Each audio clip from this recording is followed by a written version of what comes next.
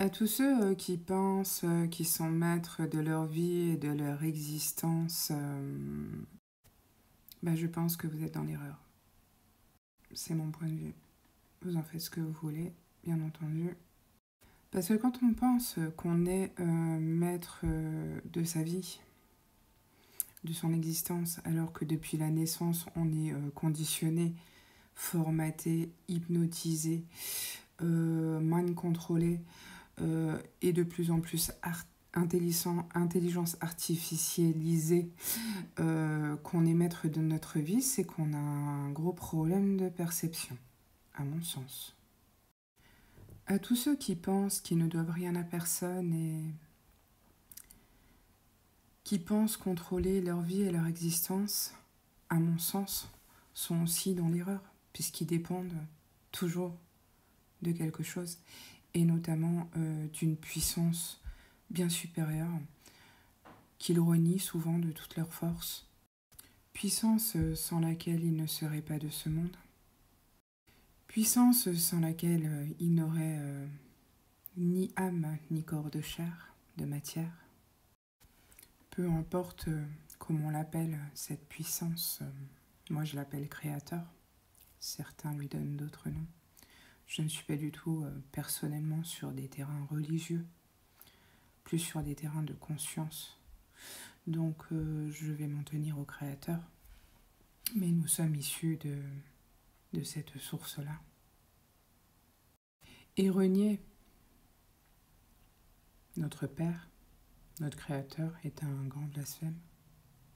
Heureusement qu'il nous aime inconditionnellement, d'un amour indéfinissable et infini.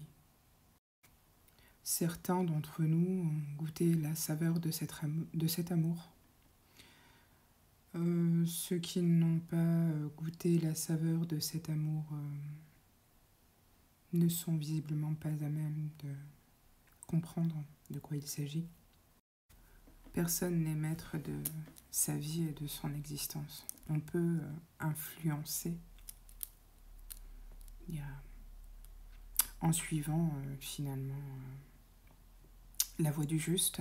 On peut influencer réellement. On peut aussi influencer en suivant la voie du démon. Ça dépend quel camp vous choisissez. Mais dès lors que vous reniez votre créateur réel, vous êtes automatiquement dans l'autre camp. C'est facile, c'est très facile de tomber dans l'autre camp. Nous sommes à la croisée des chemins, on nous demande de choisir notre camp. C'est ici et maintenant. Donc je sais pas, je sais à peu près jusqu'à quand ça va durer. On a encore un peu de temps. C'est vraiment à nous tous de définir ce qui va se passer demain, parce qu'on le crée maintenant. On est créateur. Et c'est la puissance d'une onde de conscience qui va faire changer les choses.